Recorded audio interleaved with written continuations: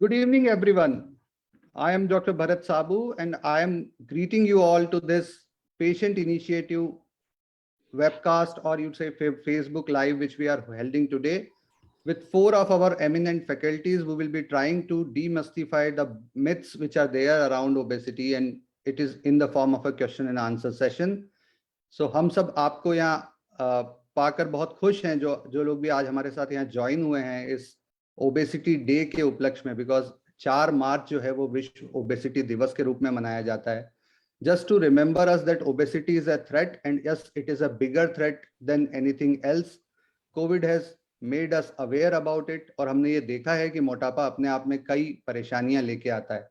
तो हम कैसे हमारे आसपास जो फैली हुई भ्रांतियां हैं उसको दूर कर सकते हैं, इस सब को करने के लिए आज हम ये 4 हमारे जो एमिनेंट गेस्ट हैं उनसे समय लेकर यहाँ उपस्थित हुए हैं. तो सबसे पहले तो मैं आप सबका यहाँ स्वागत करता हूँ. आपने अपना समय दिया, उसके लिए धन्यवाद. सबसे पहले हमारे साथ डॉक्टर विनीता जायसवाल हैं, वो क्लिनिकल न्यूट्रिशनिस्ट हैं. She is from Indore. Then we have Dr. Supratik Bhattacharya with us, who is an endocrinologist from SKN Diabetes and Hormone Center, Kolkata. Dr. Abhishek Srivastava from Jabalpur. He is a director at RR Hormone Clinic. And Dr. Mayur Agrawal, he is again a very promising young endocrinologist from Bhopal. He is director of Hormone India chain of hormone clinics. So I welcome you all here. And without taking much of the time, because हमारे पास समय वैसे ही बहुत कम है, तो हम सबसे पहले जो हमारे पास बहुत सारे क्वेश्चंस आए हैं, आई एम थैंकफुल कि आप सब ऑडियंस ने हमें इतने सारे प्रश्न अपने भेजे हैं, और ये अपने आप में शो करता है कि डायबिटीज के बारे में कितना कंफ्यूजन है. तो डॉक्टर मयूर, मैं इसको चर्चा को शुरू करते हुए सबसे पहले आपसे एक बहुत बेसिक सा सवाल जो हमारे पास आया है उसके बारे में ये पूछना चाहूंगा कि क्या मोटापा या ओबेसिटी सच में एक बीमारी है? क्या इससे डरना चाहिए? Okay. So first of all, thank you for involving me, and I welcome all the delegates कि आपने अपना टाइम, वैल्यूएबल टाइम निकाल के हमें सुन रहे हैं इस वर्ल्ड ओबेसिटी डे पे. तो यस, ओबेसिटी अब एक प्रॉब्लम है. पहले इसको रिस्क फैक्टर माना जाता था, लेकिन अब ये डिसीज माना जाता है, और इसके अपने कॉम्प्लिकेशन है which will discuss during our talk. Great. तो आपका ये कहना है कि अब गाइडलाइंस में भी इसे एक बीमारी के रूप में देखा जाता है. डॉक्टर सुप्रतिक, आप रेगुलरली इन मरीजों को देखते हैं जो मोटापे के लिए आते हैं. आपने अभी अभी एक नया डायबिटीज एंड ओबेसिटी सेंटर भी शुरू किया है. तो हमारे एक गेस्ट है इंदौर से, मिस्टर नीरज, ये जानना चाहते हैं कि ओबेसिटी का पता कैसे चलता है. उन्हें कैसे पता चलेगा कि वो ओबीज हैं या मोटे हैं, क्योंकि कई बार उन्हें पता ही नहीं होता कि वो मोटे हैं. Thank you so much doctor Bharat. And मैं ये कहना चाहूँगा कि देखिए, इसके बारे में जानकारी बहुत इम्पोर्टेंट है. You have to be conscious. तो जैसे इनिशियली हम बीएमआई जो है, मतलब कि आपका हाइट के अनुसार आपका जो बॉडी वेट है वो कितना है, उसके बारे में जानकारी होनी चाहिए. वेस्टर्न स्टैंडर्ड्स में अगर देखा जाए तो बीएमआई 25 से ऊपर अगर है तो ओवरवेट है. 30 से ऊपर जाता है तो फिर हम उसको फिर बोलते हैं कि ओबेसिटी. पर इंडियन स्टैंडर्ड्स में हम थोड़ा सा नीचे ही रखते हैं उसको, और 23 से ऊपर चले जाने से हम उसको ओवरवेट हम मानते हैं, और लगभग 28 से ऊपर अगर चले जाते हैं तो फिर उसको हम ओबीस कहते हैं.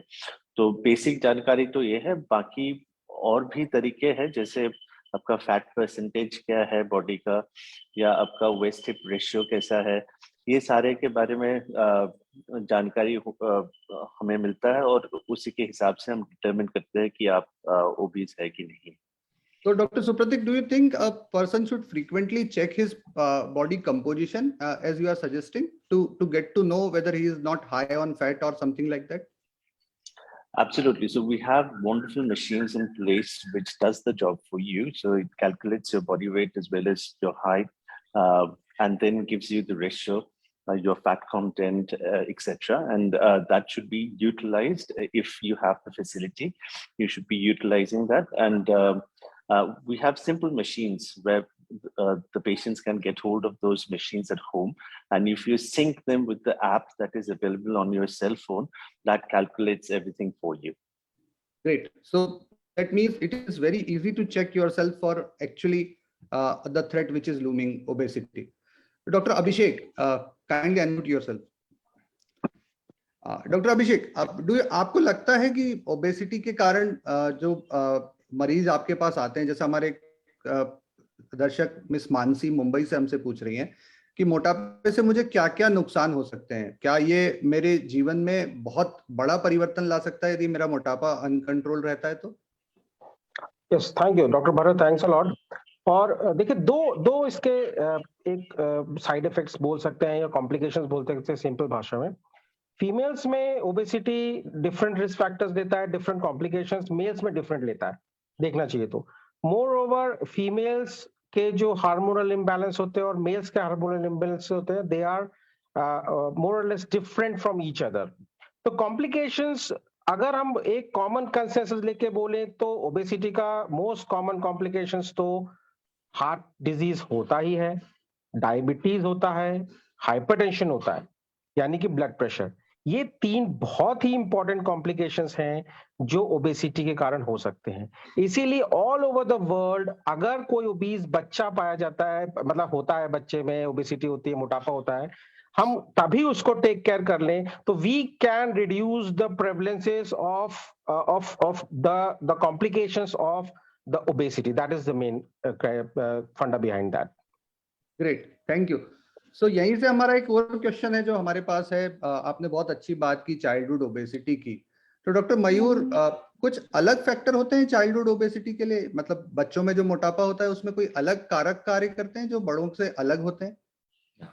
तो वेरी वेरी इंपॉर्टेंट क्वेश्चन। और सबसे पहले तो मैं बोलूंगा कि सेंसिटाइजेशन नहीं है इंडिया में। इनफैक्ट अगर हमारे पास कोई पेरेंट्स दिखाने आ रहे हैं और आपने उनके बच्चे को पॉइंट आउट कर दिया कि आपका बच्चा मोटा है, ये बोलते से ही मरीज जो है वो गुस्सा हो जाएगा, राइट? तो पहले तो सेंसिटाइजेशन नहीं है, लोग मानने को तैयार नहीं है। तो yes, obviously there is criteria, there are cut off which is slightly different from the adult. जैसे कि अभी प्रीवियस स्पीकर ने बताया कि एक सिंपल बीएमआई से आप बता सकते हैं कि एडल्ट में ओबेसिटी है नहीं है, और उनके कट ऑफ सभी हमने डिस्कस किए, weight by height in centimetre square देख के हम, ये सिंपल फॉर्मूला है, कोई भी देख सकता है, राइट? लेकिन बच्चों में ऐसा नहीं होता है, बच्चों के ग्रोथ चार्ट होता है, एज वाइज डिफरेंट वेट और हाइट होता है, और इसके कॉन्सिक्वेंसेज भी अलग हैं, कॉजेज भी अलग हैं।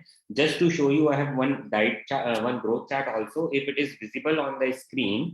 So this is maybe it is visible, this is for male and this is for female. So इनके हिसाब से प्लॉट किया जाता है और इसके हिसाब से ओबेसिटी की डेफिनेशन है। बट अब हमारे पास बहुत सारे लोग आते हैं, बोलते हैं हम तो हाइट वेट नहीं लेते हैं, हमारा वैसा नहीं है। तो क्या कोई ऐसे सटल पॉइंटर हैं जिससे हम बोल पाए कि बच्चा ओबेस हो रहा है या हमें चेक कराना चाहिए? तो यस, देयर आर पॉइंटर। अगर आपके बच्चे की गर्दन काली हो रही है तो वो एकेंथोसिस नाइग्रिकेंस बोलते हैं उसको मेडिकल टर्म में। इसका मतलब है कि इंसुलिन जो है थोड़ा बढ़ रहा है और उस इंसुलिन रेजिस्टेंस है, या स्किन टैग है, बच्चे की तूंद आ रही है। तो these are all pointers you can pick कि यस, आपका बच्चा मोटा है। अब भी वैसा नहीं है कि यार हम खाते पीते घर के हैं, हमारे तो सारे ही ऐसे लोग होते हैं, that is not now. Thank you, and this is a very valid point doctor Mayur, क्योंकि जैसे ही मरीज को ये कहा जाता है ना कि आपका बेटा थोड़ा मोटा है, तो वो कहते हैं सर हम तो खाते पीते घर के हैं, दिन में 6 बार खाना खाता है, तो मोटा तो रहेगा ही। Dr. Supratik, just to carry this forward on this acanthosis nigricans and all these parts, how bigger a threat obesity is for diabetics you are commonly encountering in your clinic? This is again one of the question, what is the symbiotic relationship between obesity and diabetes? Yeah, so that's again a wonderful question, Dr. Bharat, and we know that हम ये मानते हैं कि insulin resistance जो होता है वो जड़ होता है सब कुछ का। तो हमारे बॉडी में जो इंसुलिन बनता है, अगर वो ढंग से काम नहीं कर पाता है, उसके चलते बाद में जाके डायबिटीज हो सकता है। तो अब कोई इंसान अगर अचानक से मोटा हो जाता है तो उसके बॉडी में जो इंसुलिन इफेक्टिवली जो सिक्रीशन हो रहा है वो ढंग से काम नहीं करता है, जिसको हम इंसुलिन रेजिस्टेंस बोलते हैं। और जैसे हम प्रीवियस स्पीकर से हमने सुने हैं कि उसके चलते कोई एक्सटर्नल जो मैनिफेस्टेशंस होते हैं उसमें से एकेंथोसिस नाइग्रिकेंस जो है, जिसमें आप अगर गर्दन में देखते हो या आर्मपिट्स में देखते हो तो वो काला हो जाता है। दैट इज अर्ली इंडिकेशन कि शायद से इंसुलिन रेजिस्टेंस डेवलप कर रहा है। ग्रोथ चार्ट के हिसाब से अगर आप देखो तो फिर 97% से ऊपर अगर चला जाता है बच्चा, तो आप मान सकते हो कि शायद से we need to act on it at the moment. But mainly अभी तो हम एक टर्म कॉइन किया है जिसको हम बोलते हैं डायबिसिटी, जिसमें ओबेसिटी के कारण डायबिटीज बाद में जाके अगर होता है उसको हम डायबिसिटी बोलते हैं। बट वही है, हर चीज का जड़ वही है कि वो इंसुलिन रेजिस्टेंस जो है, जो मोटापा के कारण से होता है, उसी कारण से बाद में जाके डायबिटीज हो सकता है। Thank you. सो अगेन ये एक जो डायबिटीज और ओबेसिटी का आपने कनेक्शन बताया, इसी से मिलता जुलता एक और प्रश्न हमारे पास है थायराइड और ओबेसिटी के बारे में। डॉक्टर मयूर, इन दोनों का क्या कनेक्शन है? ओके, तो ये भी बहुत ही बढ़िया क्वेश्चन पूछा है आपने, क्योंकि जितने मरीज आते हैं वो सारा की सारा जो वेट ब्लेम है वो थायराइड पे कर देते हैं कि भाई हमारा थायराइड गड़बड़ है इसलिए हमारा वजन बढ़ा है।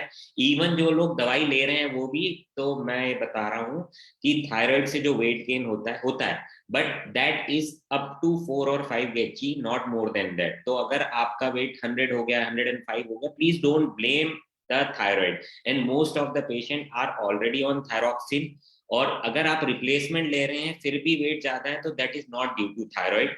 थर्डली, थायराइड के कारण जो वेट होता है वो फैट नहीं होता, वो मोर ऑफ फ्लूइड एक्यूमुलेशन होता है।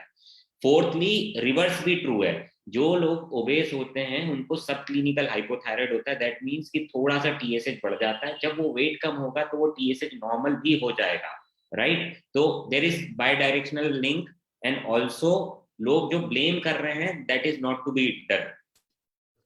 क्योंकि ये क्वेश्चन हमारे पास 3-4 जगह से आया कि थायराइड और ओबेसिटी का कोई कनेक्शन है क्या, and thank you for giving a wonderful answer. अब विनीता मैम, ये जो वजन की बात है ये सारी डाइट पे आके टिक जाती है और हमेशा हर आदमी बड़े अरमानों से डाइट चालू करता है। तो क्या कोई आप लोगों के पास ऐसा डाइट फॉर्मूला है जो ओबेसिटी को कम कर सकता है? ये बात सही है सर, कि वजन बढ़ता है और उसके बाद में ऐसा रहता है कि जितनी जल्दी से जल्दी कम हो जाए और कोई एक फॉर्मूला मिल जाए बस, जिसको फीड करा हमने कंप्यूटर में और अपनी मेमोरी में और हम एकदम से स्लिम हो गए। सो ऐसा कोई फॉर्मूला नहीं है। It's basically calorie calculation, calorie deficit यदि हम करते हैं तो वजन जो है वो डेफिनेटली कम होगा। अब कैलोरी या तो हम डेफिसिट करें या कैलोरीज का एक्सपेंडिचर हम बढ़ा दें जितना है, तो यदि ड्यूअल इम्पैक्ट यदि हम देना चाह रहे हैं तो उससे बेनिफिट ये होता है कि थोड़ा एक अपना स्पीड थोड़ी सी अच्छी मिल जाती है वेट लॉस होने में, यदि हम अपना एक्सपेंडिचर बढ़ा रहे हैं तो। दूसरा बेनिफिट ये हो जाता है कि आपका मेटाबॉलिज्म आप समय के साथ इंप्रूव कर लेते हैं, क्योंकि जितने ओबेस पर्सन हमें दिखेंगे, ओबेसिटी के साथ आपका बॉडी फैट परसेंटेज बढ़ता है डेफिनेटली, और उसके कारण आपका मेटाबॉलिज्म सप्रेस होता चला जाता है। सो अगेन ये शिकायत रहती है लोगों को जो गूगल के थ्रू या सर्च इंजन घुमाया, सर्च किया हाउ टू लूज वेट और डाइट प्लान्स, आपको थाउजेंड्स ऑफ डाइट प्लान्स मिल जाएंगे। सो इंडिविजुअलाइज्ड जब हम फॉलो नहीं करते कोई चीज और उसमें अपना करेक्शन नहीं लाते हैं तो वेट कम हो भी जाएगा एक तय केजीज में, बट रीगेन के चांसेस बढ़ जाते हैं। सो ओबेसिटी एक अकेली चीज नहीं है, एक बार वजन कम कर लिया एंड देन लाइफ लॉन्ग आप रीगेन नहीं करेंगे ये गारंटी भी नहीं है। तो सही दिशा में सही तरीके से बढ़ना बहुत जरूरी है जी। तो वेरी वैलिड पॉइंट। और इससे जुड़ा हमारा एक और प्रश्न है जो बहुत इंटरेस्टिंग प्रश्न है, मैंने उसको 3 बार पढ़ा, और प्रश्न ये है कि ओबेसिटी का कोई जेनेटिक बेसिस होता है क्या? मैं कुछ नहीं खाता हूं, मेरे मम्मी मोटी है, पापा मोटे हैं, फिर भी मैं मोटा हूं, तो शायद इसमें जेनेटिक्स का रोल है। तो आप लोग, it's for all of you, आप लोग क्या कितने हद तक इसको सही मानते हैं कि to blame it on your ancestors for the sins you are doing? मेरे पास आते हैं बहुत सारे ऐसे क्लाइंट्स, और आई बिलीव सबके पास आते होंगे कि मैडम मेरा तो क्या है, मम्मी बहुत मतलब प्लस में है और ओबेज है, या पापा बहुत ओबेज है। सो मेरा यही रहता है कि वो आपकी एज से ही इस वजन के थे क्या? पहली चीज, कई बार ऐसा होता है कि 15-16 साल के बच्चे आते हैं पेरेंट्स आते हैं तो बोलते हैं मैडम हमारे तो क्या है जीन्स में, हमारे तो खानदान में सब मोटे हैं। मैंने कहा 15-16 साल से या आपकी जब शादी हुई थी तब से आप लोग सब 90-100 किलो प्लस के थे क्या? नहीं नहीं मैडम हम तो 40 के बाद हुए हैं या हमने बाद में देखा है। सो आप बच्चे में कैसे ये चीज टेकन फॉर ग्रांटेड कि वो अर्ली चाइल्डहुड में उसको ओबेसिटी हो गई, and there is a percentage, if I am not wrong, मतलब आप लोग एग्जैक्ट सिनेरियो बता पाएंगे how genetics, but still it is a percentage. आप 100% ओबेसिटी को 100% जेनेटिकल अपना वो पुश नहीं मान सकते कि ये पूरा का पूरा आनुवंशिक है। आप उसको अपनी लाइफस्टाइल और अपनी डाइट को अपना ध्यान में रखते हुए उसको काफी हद तक पोस्टपोन भी कर सकते हैं, और ये भी आपके हाथ में है कि आप कितना प्रीपोन कर रहे हैं। Dr. Mayur, your take? Yeah. So obviously genetic has to play a big role, I would say, and it is really really important. जो familial obesity होती है, but ज्यादातर क्या होता है कि it is more of exogenous obesity, जिसको हम मेडिकल टर्म से बोलते हैं, कि एक फैमिली में जो ज्यादा खा रहे हैं तो वो सभी लोग ज्यादा खा रहे हैं, जो ज्यादा मिल रहा है टेबल पे ज्यादा रख रहे हैं, हाई कैलोरी फूड ले रहे हैं, वो सभी लोग ज्यादा ले रहे हैं। तो इसलिए ज्यादातर जगह तो यही होता है कि इट इज मोर ऑफ कि आप ज्यादा कैलोरीज ले रहे हैं, और उसका सिंपल जैसे एक्सोजीनस ओबेसिटी का होता है वैसे ही होता है। But yes, genetics has to play a big role. It is already proven. There are n number of gene और बहुत सारे उसके polymorphisms हैं. Even we have monogenic obesity जिसमें एक जीन के कारण obesity होती है। तो इसके लिए केस टू केस आपको देखना पड़ेगा।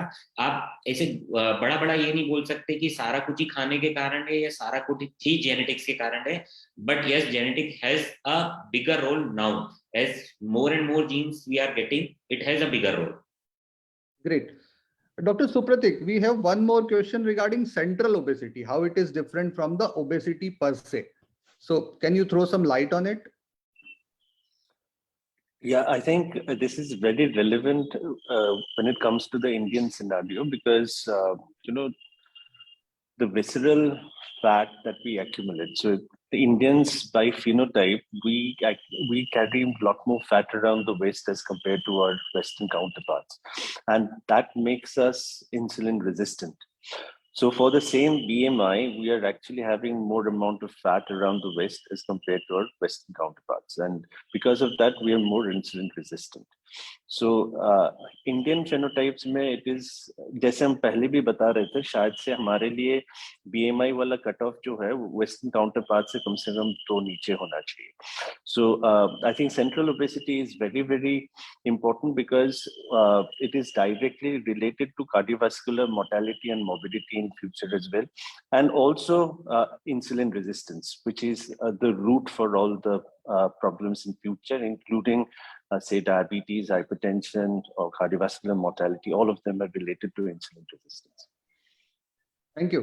I have one more question related to the same. I read it out, doctor. I have consulted my doctor and he is saying me that I am a thin fat Indian. So what is exactly that? Dr. Abhishek, can you throw some light on it? Thin, still fat. Yeah, they see a very interesting term, no? What Dr. Supratik has told you, कि we, not even Indians, the Asian phenotypes, कहीं के भी हो, we are more prone to get fatty from the abdominal side. Pet side में हम ज़्यादा मोटे हो जाते हैं because of fat accumulation. बाकी अगर आप हाथ को देखें, पैर को देखें, they are not fatty. Fat deposition वहाँ नहीं होते. That is the term हमारा निकला है. The term has been generated as the Indian phenotypes obesity, abdominal obesity जिसको हम बोलते हैं, thin fat Indians.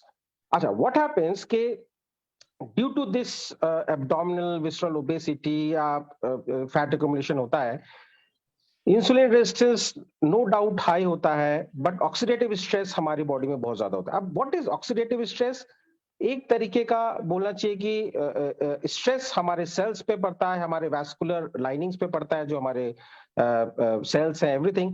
इस स्ट्रेस के कारण ही हमारा जो एंडोथेलियम की लाइनिंग है, मतलब जो खून बहने वाली नसें हैं, उनकी जो लाइनिंग्स होती हैं, उनकी जो बेसिस स्ट्रक्चर होता है, उस पर डिस्ट्रप्शन हो जाता है. द मोस्ट इंपॉर्टेंट पैथोफिजियोलॉजिकल, अगर हम इसको कंडीशन को बोलें. सो इंसुलिन रेजिस्टेंस, ऑक्सीडेटिव स्ट्रेस, ये दोनों ही. अच्छा, इसके कारण ओबेसिटी नहीं होता है. See, obesity, diabetes, blood pressure, everything is correlated. all these are could be termed as metabolic disorders, हम जिसको बोल सकते हैं. So these are all interrelated. अगर obese, a patient is obese, he might end up with the development of diabetes or hypertension. या अगर basically क्या होता है, that is the reason why we call it as a metabolic disorder. So most importantly, what we Indians should focus on is not to get ourselves lethargic. हमारा जो पेट का जो चर्बी है उसको बिल्कुल भी जमने नहीं देना है. लाइफस्टाइल चेंज करिए, एक ही बार खाना नहीं खाना है. वी हैव अ टेंडेंसी, हम सुबह एक बार खा के जाते हैं, उसके बाद सीधे रात में खाते हैं. This is not the good trend. हमेशा स्मॉल मील खाइए, छोटे छोटे मील खाइए, थोड़ा थोड़ा करके खाइए. That would lead us to a better healthy lifestyle. That is all. So Dr. Mayur, we again have a question which is related to the same thing which Dr. Abhishek is saying, the metabolic syndrome, exactly what it is and how a person can know कि उसको metabolic syndrome है. मतलब वो क्या घर पे check कर सकता है कि उसको metabolic syndrome है? See, it's not possible. Metabolic syndrome की एक definition है जिसमें 5 criteria included हैं. But it is by lipid profile, आपका blood pressure, आपका abdominal girth, ये सब इसमें include करते हैं, blood sugars. तो ऑब्वियसली ये होम पे चेक नहीं कर सकते हैं. बट जो मैंने आपको बताया, तो बीएमआई एक सिंपल फॉर्मूला है जिससे आप एटलीस्ट ये देख सकते हैं कि ओबेस है या नहीं है. दूसरा जो मैंने सटल साइन बताए ओबेसिटी के, स्पेशली एक्एंथोसिस नाइग्रिकेंस, जो आराम से देख सकते हैं. और कई बार मरीज उसी के लिए आते हैं कि ये गर्दन पे मैल जम रहा है बच्चे के या हस्बैंड वाइफ के जो भी है, और ये साफ नहीं होता है. तो ये एक जो हिस्ट्री है ये काफी होती है, और ये ऑलमोस्ट उन पेशेंट्स में मेटाबॉलिक सिंड्रोम होता ही है. बट जो बायोमेडिकल डेफिनेशन है वो आपको टेस्ट के बाद ही होगा. तो it is not possible to make it home. Great. Vinita ma'am, ये एक क्वेश्चन हमारे पास है कि क्या ज्यादा भोजन करना, जैसा डॉक्टर अभिषेक ने कहा, फूड कहीं ना कहीं इन्वॉल्व है ओबेसिटी में, तो जंक फूड का कंजम्पशन अकेला एक कारण है ओबेसिटी के लिए, या अनियमित खान पान, यदि वो सही खाना हो और वो भी अनियमित तरीके से खाया जाए तो वो भी एक कारण है ओबेसिटी के लिए? जी, अच्छा सवाल है सर. कई बार ये हमें गलतफहमी तो नहीं कहना चाहिए. जंक फूड देखा जाए तो वो ज्यादा हानिकारक तो है, क्योंकि उसमें कॉम्बिनेशन सही नहीं है. प्रोटीन, फाइबर ये सब नहीं है. तो जो भी हम, भली कैलोरीज सेम है बट वो बहुत तेजी से एब्जॉर्ब होकर एंड फैट में कन्वर्ट होता है, एडिपोज में. अब बात आती है हम जो रेगुलर फूड ले रहे हैं, यदि उसमें भी कैलोरीज का डिपोजिशन या इनटेक यदि उस वक्त बहुत ज्यादा है, एक बार में प्लेट जो है वो क्वांटिटी वाइज ज्यादा है, तो डेफिनेटली एक्स्ट्रा जो भी चीज है वो डिपॉजिट ही होगी, और कन्वर्जन बॉडी में हमेशा फैट या एडिपोज के रूप में ही रहता है. ऐसा नहीं होता है कि यदि मैंने उस वक्त यदि प्रोटीन भी यदि एक रिक्वायर्ड अमाउंट से ज्यादा लिया, तो वो भी प्रोटीन ऐसा नहीं है कि वो मसल बिल्ड कर देगा या हम मस्क्यूलर हो जाएंगे नेक्स्ट डे. हमारी बॉडी में फैट के रूप में ही डिपोजिशन होगा, राइट. तो भले ही हमारा इंटेक कार्बोहाइड्रेट्स के रूप में ओवर हो, चाहे फैटी फूड्स के कारण ओवर हो, चाहे प्रोटीन्स के कारण ओवर हो, कॉम्बिनेशन कुछ भी ले लें हम, एक्स्ट्रा यदि कैलोरीज हैं, एक्स्ट्रा यदि इंटेक है, तो वो फैट में ही कन्वर्ट होगा और डिपॉजिट होगा. सो दोनों का अपना एक अलग वो है और दोनों ही रिस्पॉन्सिबल है. नहीं, आपकी बात ठीक है, पर एक आम आदमी के हिसाब से पूछूं तो उसको तो सबसे सरल लगता है गूगल पे टाइप करना और एक अपना चार्ट बनाना. जी. उसे कैसे पता चलेगा कि उसको क्या सही और क्या गलत है? उसके लिए उसे क्या करना होगा? ऑब्वियसली आपकी जो फूड प्लेट, स्पेशली यदि हम बात करें तो हमारी जो इंडियन थाली है वो सबसे अच्छी है, बैलेंस्ड है. इंडियन यदि हम एक बेसिक थाली की बात करें तो उसमें 4 चीजें आएंगी ही आएंगी. अनाज की कोई भी सर्विंग, भले ही वो चपाती हो, राइस हो, दाल आएगी ही आएगी, सब्जी एक आएगी, भले बहुत लोएस्ट अपना थाली होगी, भले 2 टुकड़े प्याज, 2-3 टुकड़े टमाटर के रहेंगे, बट ये 4 चीजें आएंगी. उससे हायर वर्जन पे यदि हम बाहर जाते हैं या घर पे भी रहता है तो दही, रायता, छाछ कुछ हो जाएगा, एक की जगह 2 वेजिटेबल्स हो जाएंगी. But this is called a balance thali. So balance थाली अपने आप में अ फूड बैलेंस प्लेट हम बोलते हैं, तो वो है. तो यदि हम उसको लेते हैं और ये ध्यान में रखें कि हमें ओवर ईटिंग से बचना है, एक शुरू से हम बोलते आते हैं, जो कैलोरी कॉन्शियस हैं, जो वजन को लेकर चिंतित हैं, या जिनको टेंडेंसी है गेन करने की, सो जितना आपका पेट का या भूख का कैपेसिटी है उसका 80% ही यदि आप डाइट लेंगे तो आप गेन कंपैरेटिवली नहीं करेंगे। तो 70-80% ऑफ योर स्टमक साइज और आपकी भूख, एक हिंदी अपना एक आम भाषा में यदि हम बोले, यदि हम उतना इंटेक ले रहे हैं तो डेफिनेटली हम ओबेसिटी से काफी हद तक बच सकते हैं। Thank you ma'am, thank you for highlighting this. Actually this is very much required because कुछ बच्चे भी हैं जो हमारा ये शो देख रहे हैं, उनके लिए बहुत जरूरी है कि वो इंडियन फूड को प्रेफरेंस दें, स्पेशली द बैलेंस थाली।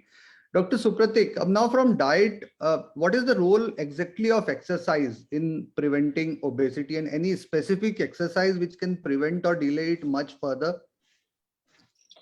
Yeah, again, an excellent question, Dr. Bharat.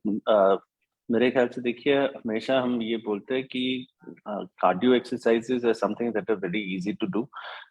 In fact the easiest one to do is brisk walking, जिसको हम बोलते हैं हाथ पैर हिला के थोड़ा तेज चलना, और चलने का तरीका भी है। So you can look it up on the net as well कि ब्रिस्क वॉकिंग का करेक्ट पोस्चर क्या होता है।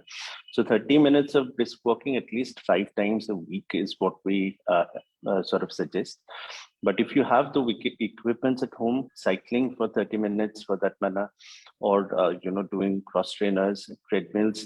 हालांकि हम बोलते हैं elderly individuals who have problems with the knees should avoid treadmills because of the jerks that produce, and that might worsen their knee problems. But what exercise in effect does is it helps to decrease the insulin resistance. So it makes the insulin more effective, and जो blood glucose levels है, वो glucose ultimately जहाँ पे deposit होना है blood से लेके फिर मसल्स बोलिए लिवर में जाने में मदद करता है। तो एक्सरसाइज का इसीलिए काफी इंपॉर्टेंस है, because that helps in basically addressing the insulin resistance that we were talking about. Thank you for highlighting this. And now we have one more question, Dr. Mayur. It says that my doctor has advised me to reduce my weight by 10%, and he is claiming that it will reverse my diabetes. How far it is true? Okay, so really debatable question, I would say. What the study shows, first, let's clear confusion about reversal and remission. First and foremost thing, reversal means you are completely reversing the pathophysiology, completely disease is gone. I don't believe that that is possible. Remission मतलब कि आपको बीमारी हट गई है लेकिन फिर से आ सकती है, so that is possible. But वो किस कंडीशन में पॉसिबल है? टाइप 1 डीएम इन सब में नहीं होगा। टाइप 2 डीएम जो ओबेस हैं या मॉर्बिडली ओबेस हैं, जिनको अभी अभी डायबिटीज हुई है, 5 साल के अंदर हैं, उसमें भी जो डेटा सजेस्ट करता है for most of the patient it is for 2 years और सो। तो जिनको अभी अभी रिसेंट में डायबिटीज हुआ, उनमें हम भी उनको प्रमोट करते हैं हेल्दी लाइफस्टाइल के लिए, और बोलते हैं कि maybe we could stop your medication for some years, लेकिन फिर से आपको होगा, और वो आप इवन कई बार डिले कर सकते हो 10 years तक भी, but it depends on where you are standing today, क्योंकि आपका जो बीटा सेल जो है वो कितना एग्जॉस्ट हो गया है। अब एक डायबिटिक मरीज जिसको 15 साल से डायबिटीज है या 20 साल से डायबिटीज है, वो सडनली आके बात करेगा कि मेरा रिवर्सल रेमिशन होने वाला है, तो this is not practically possible. Very true. And ये कहा भी जाता है कि यदि शुरुआती दिनों में शुगर या डायबिटीज डिटेक्ट होने के 6 महीने के अंदर वजन कम किया जाए तो रिमिशन की संभावना है। जैसे डॉक्टर मयूर ने बहुत अच्छे से समझाया कि रिवर्सल और रिमिशन में फर्क होता है, तो किसी भी ऐसे लुभावने वादे में नहीं आए कि डायबिटीज का रिवर्सल कर देंगे या हो जाएगा, क्योंकि इंटरनेट भरा पड़ा है ऐसे क्लेम से जहां डायबिटीज का रिवर्सल इवन टाइप 1 में भी लोग क्लेम करते हैं। हर बीमारी का एक अपना तरीका होता है होने का, जिसको पैथोफिजियोलॉजी बोलते हैं डॉक्टरी भाषा में, और यदि वो आपके अंदर की मशीन, जिसको सरल भाषा में कहा जाए, वही डिफेक्टिव है तो उसको कोई इतनी आसानी से ठीक नहीं कर सकता। बट रिमिशन यस, यदि शुरू में किया जाए तो जैसा डॉक्टर मयूर ने कहा कि बहुत हद तक संभव है।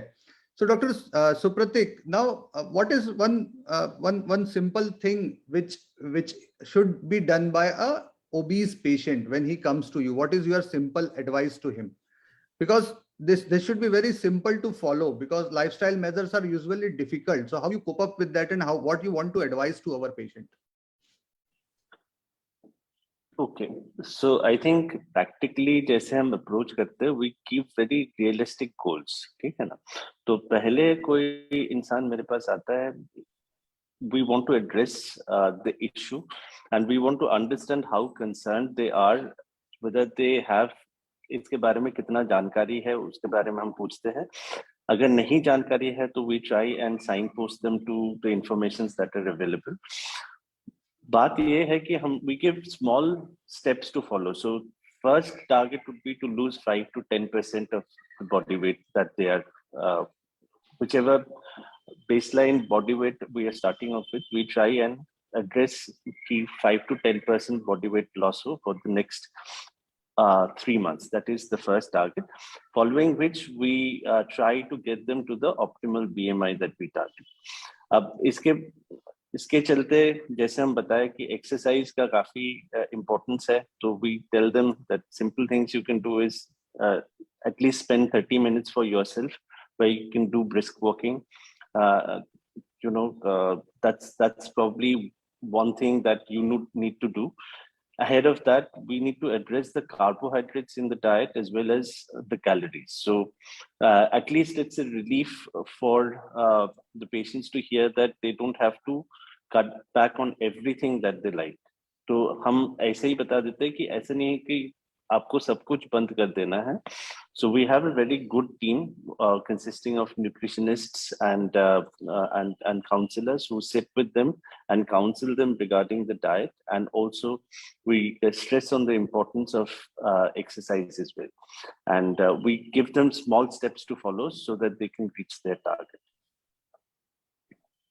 Great. So this is a really wonderful plan. Yes, Dr. Mayur, Yeah, you want I to want to add one more thing. Yes. जो हमारे पास पेशेंट आते हैं, पहले बात तो वो मानने को तैयार नहीं कि हम ज्यादा खाते हैं, तो I think that issue should be addressed first, then only something can move forward. Basically क्या है, वो खाते ज्यादा नहीं है, वो जो बीच में स्नैकिंग कर रहे हैं और जो हाई कैलोरी चीज खा लेते हैं कि शाम को हमने एक पैकेट नमकीन का खा लिया, रात में मोबाइल देखते देखते नींद नहीं आ रही थी तो एक चिप्स कुरकुरे खा लिए, तो वो जो है वो ब्रेन उनका रजिस्टर ही नहीं कर रहा कि यार ये भी खाना है. उनके लिए खाना वो जो थाली में उनने खाया वही खाना है, बाकी समय जो भी खाया वो खाना नहीं है उनके लिए. तो वो चीज स्ट्रेस करना चाहिए, उसी से काफी कुछ सॉल्व हो जाता है ये प्रॉब्लम. Great, wonderful point. ये बहुत ध्यान रखने लायक बात है ऑडियंस के लिए कि खाना सिर्फ वही नहीं है जो हम प्रॉपर डाइनिंग टेबल पे बैठ के खा रहे हैं थाली में लेके, जो चलते फिरते जो भी हमारे पेट में जा रहा है वो हमारे कैलोरी बैलेंस को बढ़ा रहा है कहीं ना कहीं. सो डॉक्टर अभिषेक, आप कुछ ऐड करना चाहेंगे इसमें, जो आप अपने पेशेंट्स पे यूज करते हो, जो आपने कुछ किया हो अलग सा जिससे पेशेंट को हेल्प हुई हो? We at our clinic, the foremost important thing is counseling. हम लोग counseling is the major part. Be it obesity, be it diabetes, be it any other disease, counseling is the most important part. हम पहले उनको समझाते हैं कि why we are, what we are treating, why we are treating, and how we are treating. ये तीन चीज अगर हम patients को समझा सकते हैं तो half of the problem is solved. Basically counseling. Then secondly comes के हम कितना उस ट्रीटमेंट प्लान को बेसिकली इम्प्लाई कर सकते हैं कि फॉलो अप प्रॉपर होता रहे, कंप्लायंस मेडिकेशंस का होता रहे, जो भी दवाइयां हम उनको दे रहे हैं, और प्रॉपर एक डॉक्टर पेशेंट का इंटरेक्शन बना रहे. हम अपने क्लिनिक में मेनली ये चीजें बहुत जरूरी फॉलो करते हैं, एंड बिलीव अस कि इसका रिजल्ट हमारे क्लिनिक में बहुत अच्छा मिला है. ग्रेट. ऑब्वियसली पेशेंट को वही चाहिए कि वो उसकी जो अनमेट नीड्स हैं वो सेटिस्फाई हो, प्लस जो रोल कहीं ना कहीं फैमिली मेंबर्स का आता है उसी से मिलता जुलता हमारा अगला क्वेश्चन है जो आया है कि what exactly is the proportion played by the family members in curbing someone's obesity. So it's an open question to anyone you want to answer, whoever wants to answer. Yeah, so family support and as a whole family treatment both are equally important. जैसे कि अभी हमने discuss किया था कि family में अगर कोई ओबेस होता है तो यूजुअली पूरी फैमिली ही ओबेस होती है, तो उसमें बहुत सटल पॉइंट हैं, जैसे कि आप जो हाई कैलोरी फूड है वो परचेस ही मत करिए. आप नमकीन के डिब्बे आपने डाइनिंग टेबल पे रख रखे हैं वो प्लीज मत रखिए, या जो आप प्रोपोर्शन खाने के लिए लेके आते हैं तो वो एक साथ ना लाते हुए कम कम सर्विंग में लीजिए, तो उससे क्या आप ज्यादा नहीं खाएंगे. और बहुत सारी छोटी छोटी चीजें, लाइक कई बार क्या होता है कि पेरेंट्स हमारे, मतलब इंडियन फूड में, वैसे इंडियन कल्चर में इंग्रेव्ड है कि ज्यादा खाओगे तो ज्यादा ताकत आएगी, तो एक ये मिसकंसेप्शन हटना चाहिए।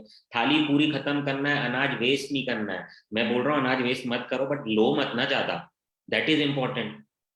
तो दैट इज लाइक, और दूसरा कि एक don't play the blame game sort of thing, और डोंट डीमोरलाइज कि यार तुम मोटे हो करके, वो जो खासकर यंग फीमेल जो शादी होने वाली है जिनकी, उनमें ये बहुत इशू होता है, and it is related to depression also. तो all those things should be seen. और इसके अलावा कई एंडोक्राइनल कॉजेज ऑल भी हैं, वो I discuss in that after other speaker have put there thought on this question. Great. तो यहीं से एक चीज उभर के आती है कि फीमेल्स में ओबेसिटी का बहुत गंदा परिणाम होता है, मेंटली भी, सोशली भी, और उनको अपने आप से बॉडी में जो फिजियोलॉजिकल चेंजेस के कारण हार्मोनल चेंजेस आते हैं वो भी। तो डॉक्टर अभिषेक, ये प्रेगनेंसी को भी अफेक्ट करती है ओबेसिटी, बाकी चीजों को भी अफेक्ट करती है? नो डाउट करती है, बिकॉज सी ओबेसिटी से जो स्ट्रेस हार्मोन्स हमारी बॉडी में मेनली रिलीज होते हैं, फीमेल्स में एक बहुत ही नेगेटिव इम्पैक्ट डालते हैं। And most importantly, females की दो चीजें is very important. One is the menstruation cycle and second is conceiving. And obesity impacts on both of these important issues. That is the reason why महिलाएं जो भी हैं फिर से कहते हैं कि, अच्छा एक चीज बोलना चाहूंगा कि अगर हम महिलाओं को बोलते हैं कि आप एक्सरसाइज करिए, तो वो क्या बोलती हैं, सर हम खाना बनाते हैं, किचन से रूम में जाते हैं, फ्रिज से सामान निकालते हैं, तो ये हमारी एक्सरसाइज हो जाती है। तो दैट इज द थिंग। आज सबको मैं ये बोलना चाहूंगा कि प्लीज ये अपने दिमाग में मिथ्स ऐसे मत पालिए कि खाना बना लिया, किचन में खड़े हो गए, एक रूम से दूसरे रूम चले गए, this is also can be considered as exercise. नहीं होता ऐसा। एक Very well proper said. Diet plan, exercise, weight reduction, है ना, और mainly stress during menstruation cycles और menopausal phases are also most important. ये आपको देखकर करना ही पड़ेगा। Great, thank you. Yes doctor Mayur. I'll add few more things कि ओबेसिटी से फीमेल्स में पीसीओएस होता है, फिर कंसेप्शन में भी प्रॉब्लम होती है, और अगर बाय चांस कंसेप्शन हो जाता है तो ओबेस फीमेल में ड्यूरिंग प्रेगनेंसी वेट गेन ज्यादा होगा। तो during pregnancy GDM, that is gestational diabetes mellitus, जो शुगर प्रेगनेंसी में होती है, उसके चांसेस बड़े होते हैं, और that can adversely effect the mother and the baby both. Secondly, I'll also include here for males also the same thing happens कि मेल्स में भी हाइपोगोनाडिज्म नोन है। क्या होता है कि ये जो एडिपोसाइट है, जिसमें फैट डिपॉजिट जो सेल हैं, ये मेल हार्मोन को फीमेल हार्मोन में कन्वर्ट करते हैं एरोमेटेज एक एंजाइम के द्वारा। इसके अलावा जो फैट सेल्स हैं, जो ओबेस मेल्स हैं, उनमें एक एसएचबीजी करके एक प्रोटीन बड़ा होता है, जिसके कारण जो मेल हार्मोन है टेस्टोस्टेरोन, वो कम होता है। प्लस ये ब्रेन में डायरेक्टली एक जीएनआरएच करके हार्मोन है जिसको सप्रेस करते हैं, तो ये टेस्टोस्टेरोन का प्रोडक्शन भी कम करते हैं। तो ओबेसिटी जो है वो कोरिलेटेड है हाइपोगोनाडिज्म इन मेल्स के साथ भी। Great, very valid point. तो ये आज की एक बहुत बड़ी समस्या है हाइपोगोनाडिज्म, जिसके कारण तमाम सारे इनफर्टिलिटी क्लिनिक्स जो बढ़ रहे हैं वो हम देख रहे हैं, और इसका कहीं ना कहीं लिंक हमारे बढ़ते हुए वजन से है। तो हमको इस पे बहुत ध्यान देने की जरूरत है। विनीता मैम, एक बहुत अच्छा सवाल मेरे पास आया है regarding the hidden sugar, the corn syrup. बहुत सारे दर्शक हमारे इस कॉर्न सिरप वाले थ्रेट के बारे में नहीं जानते हैं। आप एक चूंकि बहुत एक्सपीरियंस क्लिनिकल डाइटिशियन हैं, आप प्लीज हमारी ऑडियंस को ये बताएं कि इसके क्या साइड इफेक्ट्स हैं और how to identify food products with the hidden sugar. बहुत सही सवाल किया है सर आपने। एक्चुअली ये जो पैकेज्ड फूड है या सो कॉल्ड मार्केटिंग स्ट्रेटेजीज जो है कि पैकेज्ड फूड को इस तरह से मार्केट किया जाता है कि this is low in fat. Some food may be low in fat but they may be high in sugar. So some food is having zero अपना sugar but maybe carbohydrate content ज्यादा हो सकता है, fat content ज्यादा हो सकता है। So food labelling जो है वो बहुत इंपॉर्टेंट है। First of all food labelling जितने भी हम पढ़े लिखे जितने भी हैं, मतलब एक प्राइमरी क्लास तक भी पढ़ा हुआ कोई बच्चा है तो उसको भी समझ में आता है कि इसमें एनर्जी इतनी है, फैट इतना है, कैलोरीज या एनर्जी कुछ ना कुछ लिखा रहेगा, और carbohydrate in terms of simple sugar ये लिखा रहता है फूड पैकेट्स पर। और इंग्रेडिएंट्स में लिखा रहता है कॉर्न सिरप, या कहीं ना कहीं शुगर वाली चीजें, कहीं शुगर नहीं है बट कॉर्न सिरप के नाम से हमने लिख दिया। सो दीज थिंग्स, जो भी शुगर के दूसरे वेरिएंट है, नाम है, ये सब कहीं ना कहीं नुकसानदेह ज्यादा है और कॉर्न सिरप और ज्यादा वर्स्ट है ना। सो हमें भले ही वो ओबेसिटी वाला चीज हो चाहे नहीं हो, एक आम जनता का भी यदि इनटेक, यदि एक नॉर्मल पर्सन है जिसका बीएमआई यदि हम बात करें नॉर्मल है, बट यदि उसका overall intake in terms of corn sugar और शुगर का एक गाइडलाइंस बनी हुई है कि इतने चम्मच या इतने ग्राम्स का शुगर का इनटेक होना चाहिए, यदि उससे हमारा ज्यादा है तो भले ही हमारा बीएमआई जंप नहीं कर रहा है, बट अगेन बॉडी का कंपोजिशन कहीं ना कहीं हार्मोनल इम्बैलेंस या कहीं ना कहीं गड़बड़ कुछ ना कुछ वो करेगा ही सही।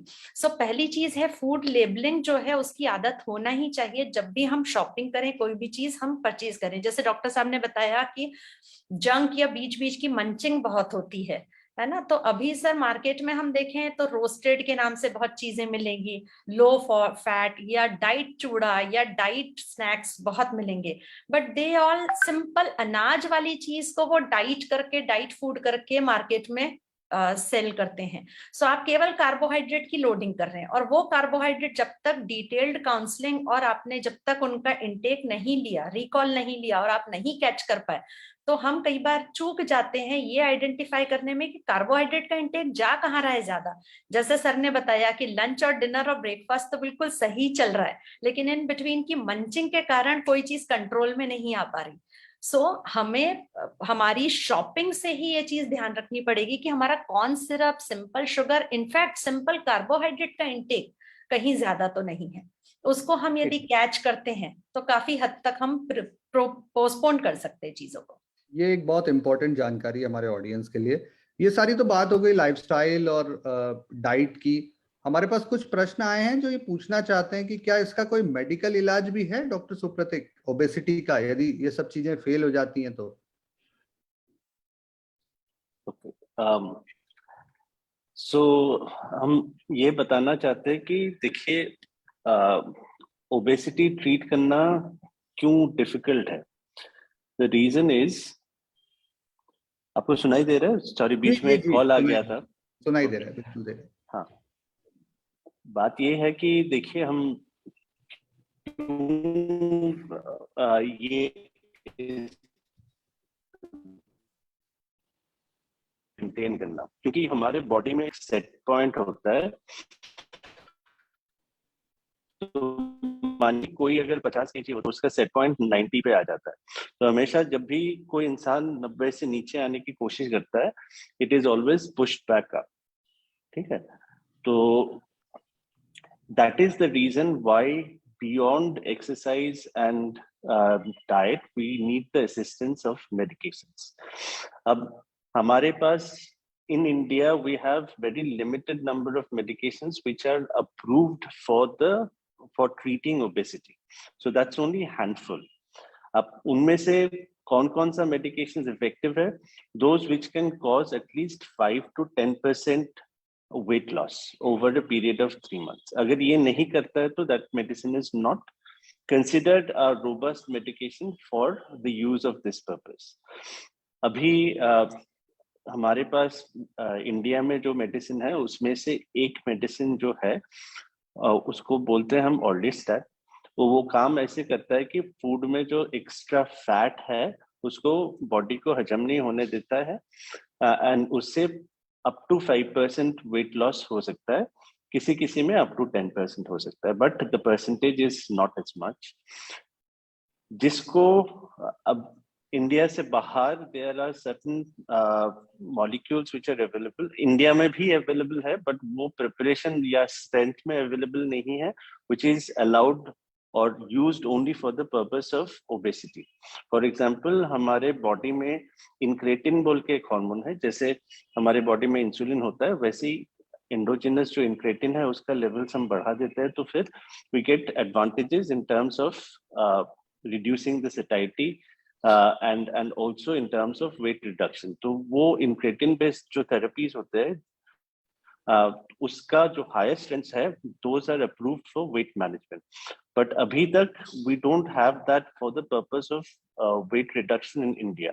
उसका लोअर स्ट्रेंथ जो है, हालांकि we can use that for those individuals who are diabetic as well as obese, so we can use it for them. If any diabetic individual who is obese at the same time, we can use those molecules for that particular individual.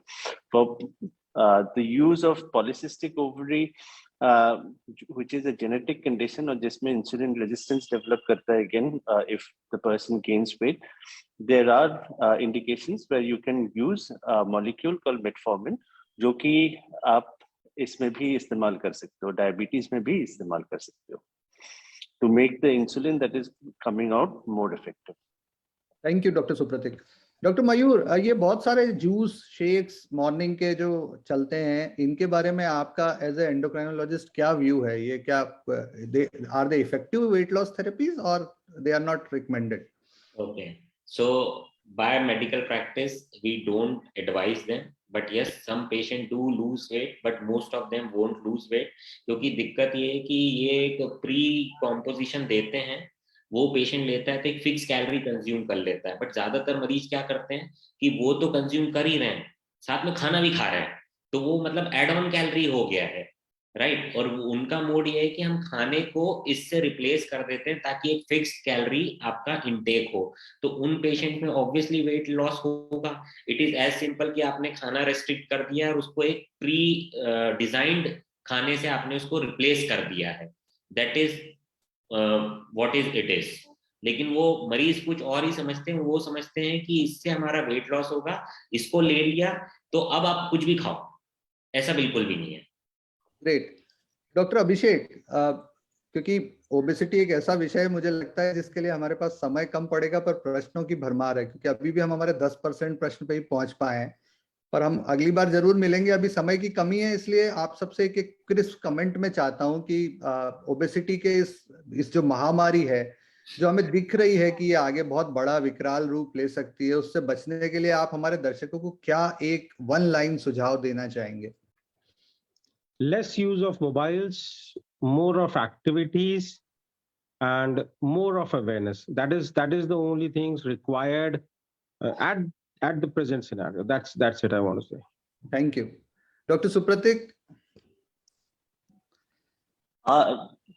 So I think that's the most relevant question to be asked on the World Diabetes Day today, and I think the message that we are going to give for 2022 World Obesity Day is कि आप जैसे यहाँ पे लिख रखे हो शायद से कि we need to act, so everybody needs to act. So that ऐसे नहीं कि we can be complacent and see that things are going to be sorted by themselves. So you need to be proactively doing things, increase your activity, doing more about your diet and your lifestyle, and then only you can achieve the goals that you want. Dr. Mayur? Yeah, so I'll take more than one line. Sure. So obviously the most important is sensitization and realization. मानना कि एक परेशानी है तभी उसका इलाज हो सकता है, तो पहले तो मान लीजिए, first and most important. Secondly obviously everything revolves around diet, लेकिन अगर आपका डाइट से वेट लॉस नहीं हो रहा है, maybe you have some other problem, don't get discouraged, आप डॉक्टर को दिखाइए।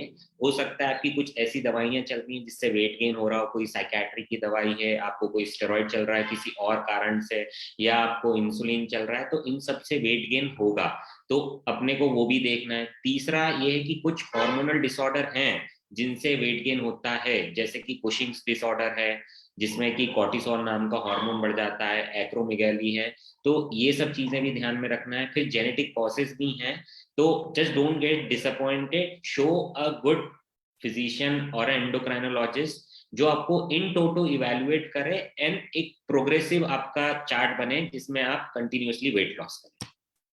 विनीता मैम, बिकॉज डाइट के बिना ओबेसिटी की बात खत्म नहीं हो सकती, सो एंडिंग ऑन यू।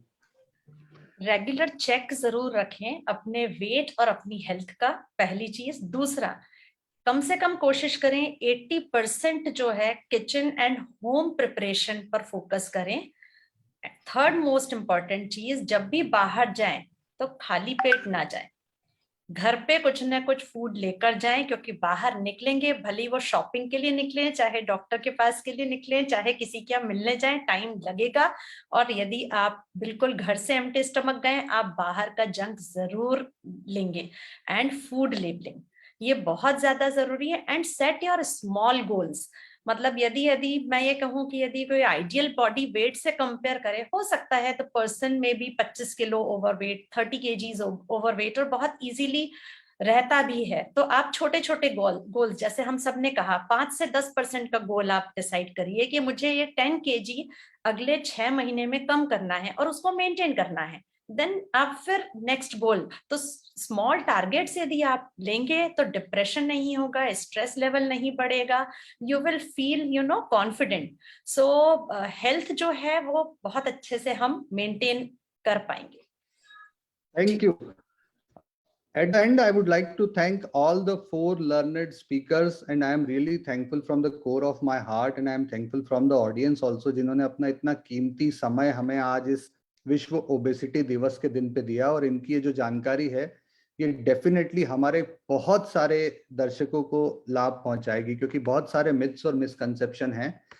आगे भी यदि हमारे साथ जुड़ेंगे और हमें इनका समय देंगे तो हम जरूर इनकी सेवाओं का लाभ लेना चाहेंगे, क्योंकि हमारे प्रश्न अभी इनके लिए खत्म नहीं हुए हैं। बट यस, जैसा सारे एस्टीम फैकल्टीज ने कहा, सारे एक्सपर्ट्स ने कहा कि ये सबके प्रयासों से ही होगा। आपके प्रयास, आपके परिवार के प्रयास और आपके डॉक्टर और डाइटिशियन के प्रयास के बिना ओबेसिटी पे विजय पाना असंभव है। और वही इस वर्ष की वर्ल्ड ओबेसिटी डे की थीम भी है, एवरीबडी नीड्स टू एक्ट। तो सबको अपना अपना पार्ट प्ले करना है।